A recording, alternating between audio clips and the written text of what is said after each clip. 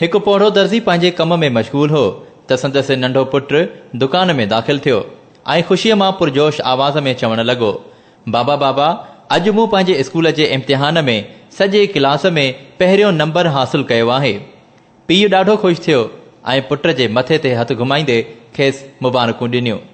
पोइ पुट चयो, अबा, तव्हां मूंसां वाइदो कयो हो त जॾहिं आउं इम्तिहान पास कंदुसि त तव्हां मूंखे जीअण जो बहितरीन तरीक़ो सेखारींदा। बाबा, छा तव्हां अॼु उहो पंहिंजो वाइदो पूरो कंदव? पोढ़े दर्ज़ीअ चयो, हा पुट, मूंखे चङी तरह यादि आहे।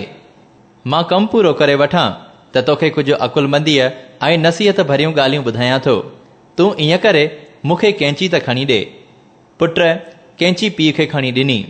पोइ पोढ़ो दर्ज़ी हिकु वॾे कपिड़े खे कैंचीअ सां कटणु शुरू कयो ऐं कपिड़े खे टुकड़ा टुकड़ा करे पोइ कैंचीअ खे हेठि पेरनि में उछलाए छॾियो। पोइ सुईअ सां उन्हनि खे पाण में सिलाई करे हिकु ख़ूबसूरत लिबास में बदिलाए छॾियो ऐं पंहिंजी कमीस जे कॉलर में सुई विझी छॾियईं ऐं बाक़ी बचियल धाॻो पंहिंजे खीसे में विझी छॾियो। दर्ज़ीअ जो पुटु हैरानीअ सां इहो सभु कुझु ॾिसी रहियो हो।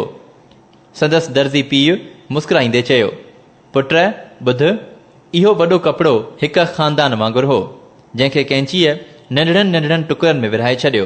कैंची हिकु अहिड़े शख़्स जे मिसिल आहे जंहिं मज़बूत रिश्तनि खे टोड़े उन्हनि खे कणो कणो करे छॾियो।